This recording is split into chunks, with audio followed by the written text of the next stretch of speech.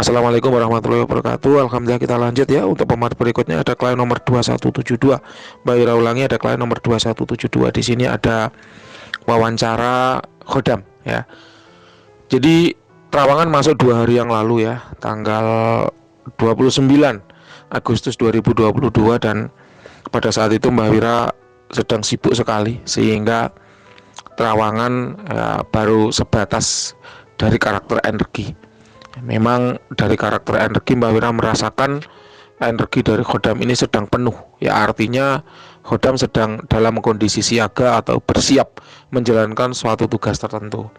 Ibarat orang mau mengungsi gitu ya, itu bekalnya udah dia siapkan, sehingga ketika gunung meletus dia udah siap bergerak. Ibarat prajurit mau berperang, dia sudah menyiapkan bekal artileri, kavaleri, persenjataan dan perbekalan, sehingga ketika perang meletus dia sudah siap bergerak. Itu kondisi khodam secara energi terbaca seperti itu. Dan di sini klien nomor 2172 mengiyakan, membenarkan bahwa khodam sedang bersiap untuk memproteksi ya, sewaktu-waktu ada serangan dari kompetitor ya, kompetitor bisnis atau kompetitor usaha. Nah, kemarin sudah Mbak Wira hadirkan khodamnya, tapi beliau menyatakan bahwa saya tidak bisa lama-lama di sini. Kenapa?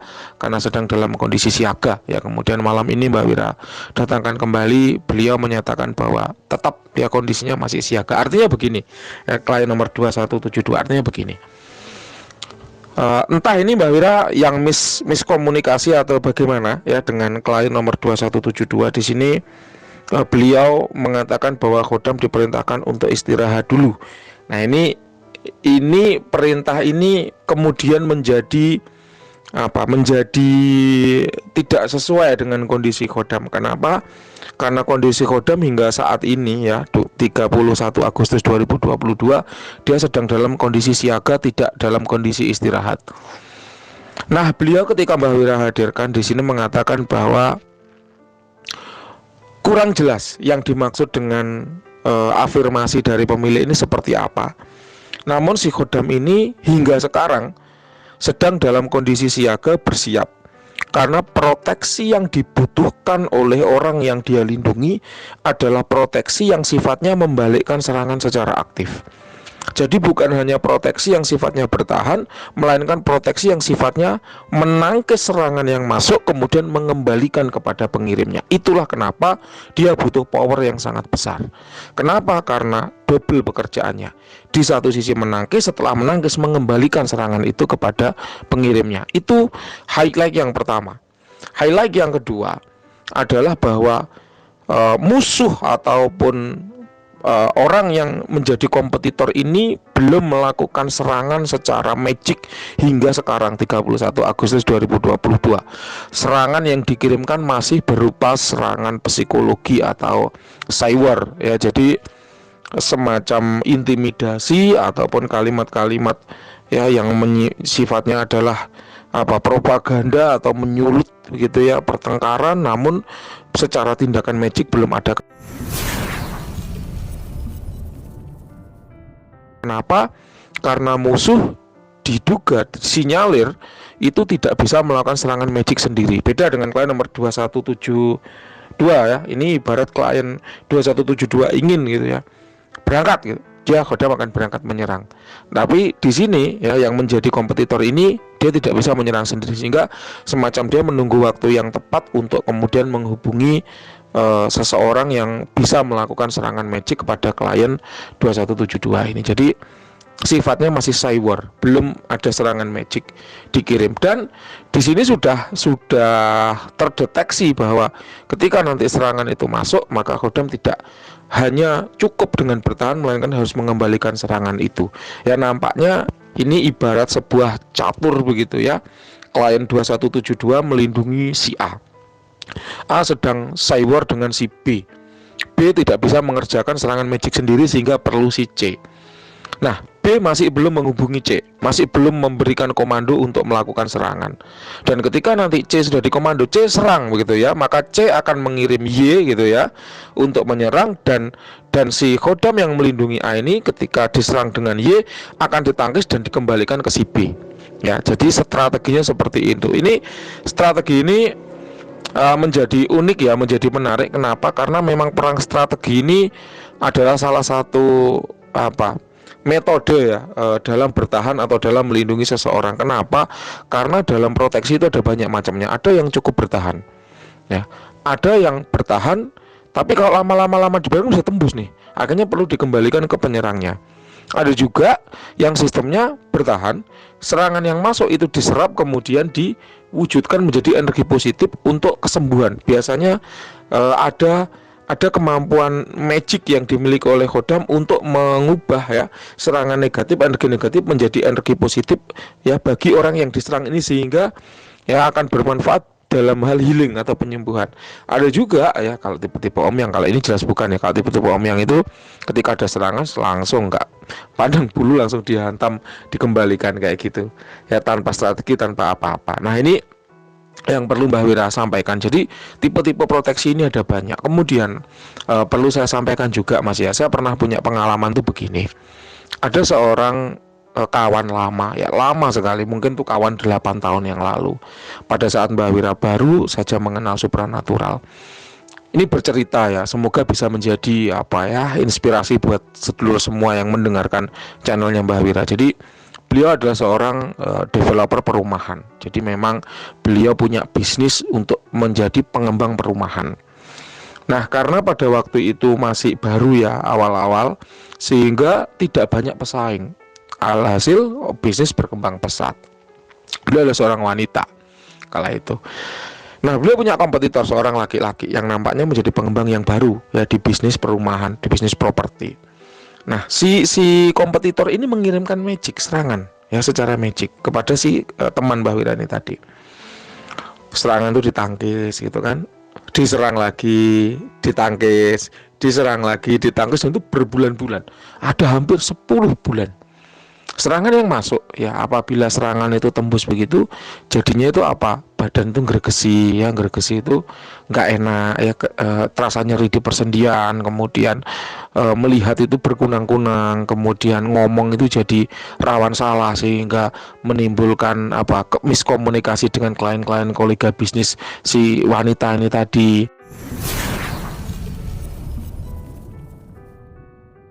Kemudian ketika membeli material itu kurang teliti, sehingga akhirnya bahannya jadi kurang bagus, atau kalau nggak gitu jatuh tempo yang harusnya masih bisa agak lama dengan toko material jadi tiba-tiba dipercepat. Jadi ada aja kendala-kendala di lapangan yang kemudian dihadapi oleh karena adanya serangan ini tadi. 10 bulan bertahan, nampaknya teman Mbak Wira yang wanita ini kemudian jadi gerah gitu. Orangnya sebenarnya maunya apa sih gitu kan. 10 bulan loh saling kirim mengirim gitu, kok nggak ada habisnya, nggak ada kapoknya gitu. Akhirnya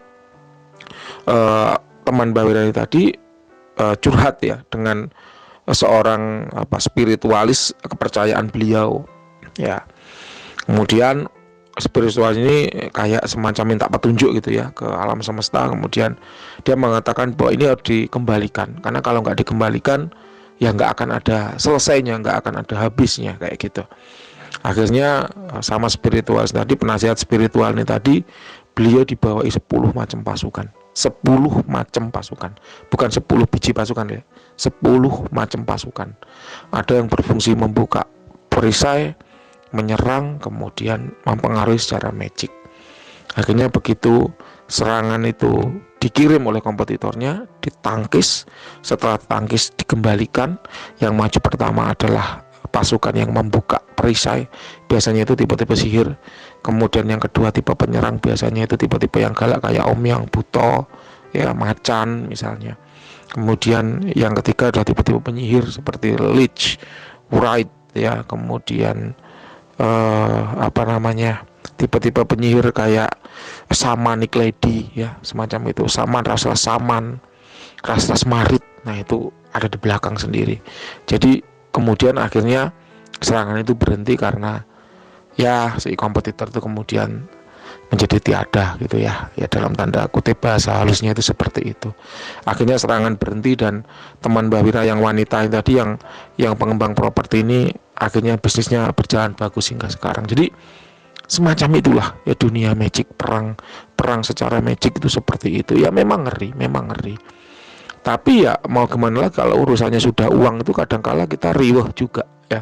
Mau kita layani itu gimana, mau nggak kita layani itu gimana gitu. Cuman cerita itu pernah Mbah Wira dapat ya awal-awal dulu ketika Mbah Wira masih baru mengenal supernatural. Jadi pelakunya bukan Mbah Wira. Mbah Wira hanya mendapat cerita dari teman bahwa oh ternyata ada loh perang sihir ya yang seperti ini, perang magic yang seperti ini, dan itu 10 bulan loh lamanya perang itu berjalan. Jadi tidak hanya sekedar sehari dua hari, melainkan berbulan-bulan menunggu lengahnya, berbulan-bulan menunggu capeknya, menunggu sakitnya, menunggu netonnya, menunggu apesnya dan sebagainya, hingga akhirnya 10 bulan itu udah nggak bisa lagi bertahan, nggak cukup hanya dengan bertahan tapi juga harus menyerang, karena memang pertahanan yang paling baik adalah dengan menyerang. Ini cerita yang ingin Mbak Wira sampaikan. Kemudian kita tutup, kita akhiri ceritanya kembali lagi ke Khodam.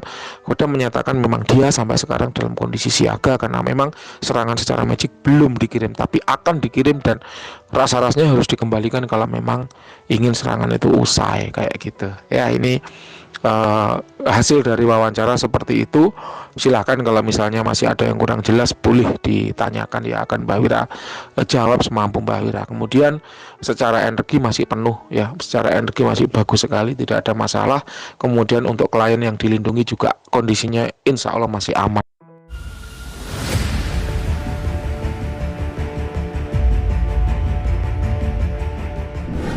Tidak ada serangan-serangan magic yang masuk. Itu adalah hasil wawancara. Nah, ini Mbak Wira menawarkan. Ya, Mbak Wira menawarkan dan sifatnya gratis. Selalu Mbak Wira sampaikan bahwa untuk pengecekan terawangan memang berbayar. Tapi kalau sampai ditemukan ada masalah, maka solusinya Mbak Wira tawarkan secara gratis. Jadi solusi Mbak Wira tawarkan gratis. Mbak Wira punya minyak yang sifatnya melunturkan sihir. Ya, ada minyak khusus yang sifatnya melunturkan sihir. Kalau memang Anda mau, bisa Mbak Wira kirimkan. Ya, tata cara penggunaannya cukup tinggal dioles di jari, kemudian diputar di pergelangan tangan dengan niat mengakses energi alam semesta untuk wasilah proteksi atau wasilah keselamatan diri saya sendiri gitu. Siapa yang menggunakan itu ya. Jadi saya berniat menggunakan energi alam semesta untuk proteksi atau wasilah keselamatan diri saya sendiri. Nah, itu dipakai tiap habis ya, kalau orang Islam menyebutnya subuh dan maghrib. Ya, subuh itu permulaan matahari terbit, maghrib itu matahari tenggelam. Jadi dipakai sehari 2 kali dan itu tiap hari digunakan sebagai wasilah keselamatan diri, wasilah proteksi, dan itu bagus sekali. Ya, ini kalau Anda bersedia, Mbak Wira bisa mengirimkan dan itu gratis, ya free. Kenapa? Karena memang sudah menjadi komitmen Mbak Wira untuk ya kalau memang ada klien yang bermasalah, itu Mbak Wira tawarkan sebagai solusi. Semoga bisa bermanfaat. Kalau memang bersedia nanti silakan klarifikasi, konfirmasi ke Mbak Wira. Minyak ini tuahnya sudah berkali-kali diuji. Nanti akan Mbak Wira sertakan testimoni klien terawangan juga yang rumahnya angker ya.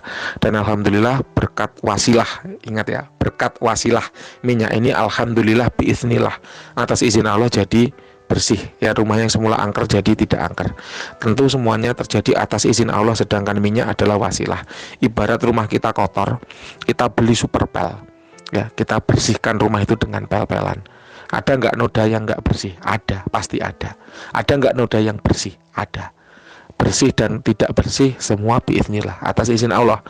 Tapi perantaranya adalah super pel tadi. Ibarat kita sakit batuk, sekarang kan musimnya sakit batuk.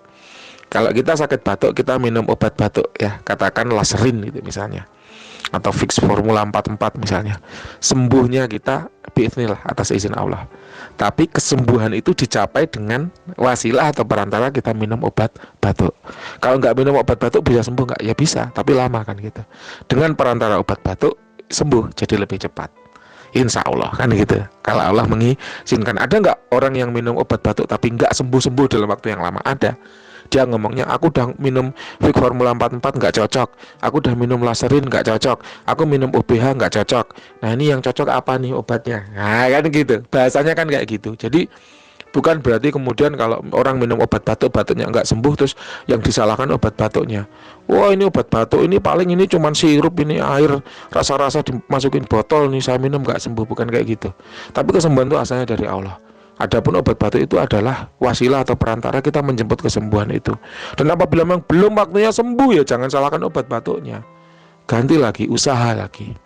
Mungkin obat batuknya diganti, mungkin makanannya yang dijaga, mungkin kalau keluar nggak pakai masker dipakai maskernya, kayak gitu lah ya. Itu namanya usaha. Ini adalah edukasi ya untuk sedulur semua, siapapun Anda pengguna azimat dari praktisi siapapun seperti itu ya. Jadi azimat itu adalah ikhtiar batiniah ya.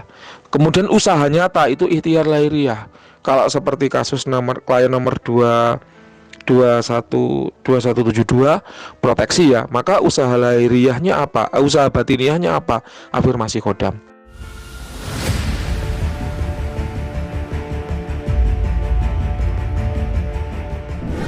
Usaha lahiriahnya apa? Coba selesaikan masalah dengan si kompetitor nih tadi. Atau kalau nggak gitu, kita bersaing yang positif, jalin komunikasi yang baik. Siapa tahu masih bisa nih diajak komunikasi. Kalau memang komunikasi sudah nggak bisa dilakukan dengan baik, maka lakukan bisnis itu tanpa saling menyinggung, tanpa saling menjatuhkan. Itu namanya usaha lahiriah. Usaha batiniahnya apa? Afirmasi khodam. Usaha lahiriahnya apa? Ya sudah, urusi urusan masing-masing. Nggak usah saling menyinggung, nggak usah saling menyikut. Lalu tutup dengan doa. Doa itu adalah kita minta kepada Tuhan, minta diberi keselamatan, minta diberi kesehatan, minta diberi perlindungan. Nah, kalau usaha batiniahnya afirmasi khodam sudah maksimal, usaha lahiriahnya tidak saling menyinggung, bekerja sendiri-sendiri, mengunggulkan prestasi dan layanan sudah dilakukan dengan maksimal, doa sudah dilakukan dengan maksimal, kok masih kena serangan? Kalau kata Ustadz Faizar itu apa? Kalau seorang muslim yang kena serangan, maka anggaplah itu sebagai ujian untuk penggugur dosa-dosanya.